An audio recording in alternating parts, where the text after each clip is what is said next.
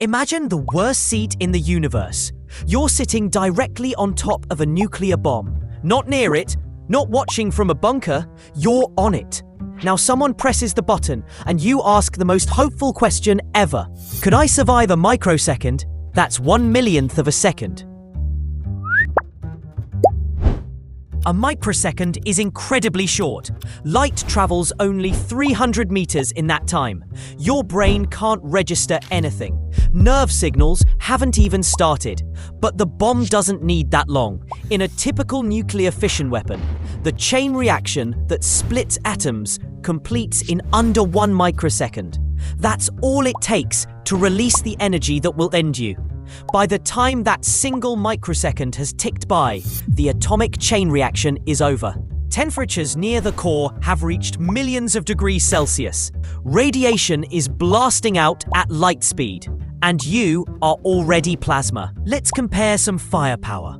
The Hiroshima bomb released about 15 kilotons of TNT energy. That's about 63 trillion joules, enough to flatten a city. Modern thermonuclear bombs, easily 50 megatons or more. That's over 3 million times more powerful. Sitting on a Hiroshima bomb was instant death. Sitting on a modern bomb is delete your existence from history level. And in both cases, within 1 microsecond, you're vapor. At ground zero, temperature can reach tens of millions of degrees, hotter than the sun's core. That's not burning. That's full molecular disintegration in a microsecond. Your body won't die in pain, it simply ceases to exist. Now, what about the shockwave? Shockwaves from nuclear blasts can travel at speeds up to Mach 10 to 30. That's 3 to 10 kilometers per second, depending on air pressure and altitude. That's fast enough to crush buildings, trees, cars, and you, before you even hear the sound of the explosion.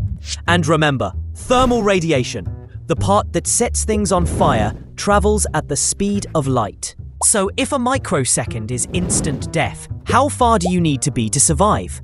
According to data from Hiroshima and modern nuclear blast models, within 1 kilometer, you're vaporized in less than 0.001 seconds.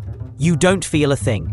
Within 5 kilometer, third-degree burns hit in about 0.1 to 0.2 seconds. Fatal without immediate shelter. Within 8 kilometers, the shockwave arrives in around 3 to 5 seconds and can flatten most buildings.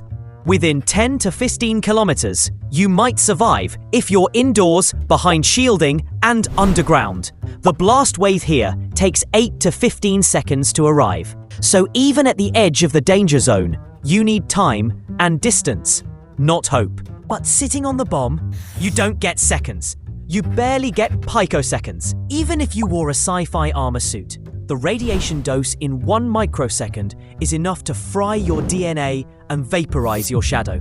And yes, shadows get vaporized. During the Hiroshima bombing, one person sat on the steps of a bank just 260 meters from ground zero. They were vaporized instantly, but the stone behind them was shielded for a fraction of a second, leaving a permanent silhouette where their body had blocked the thermal radiation. Nuclear shadows are not actual shadows or silhouettes of remains. They are chemical scorch marks where thermal radiation was blocked by a person. You'll likely die in less than a microsecond. What remains is the evidence of your last microsecond on Earth. In short, it's the fastest way to never exist again.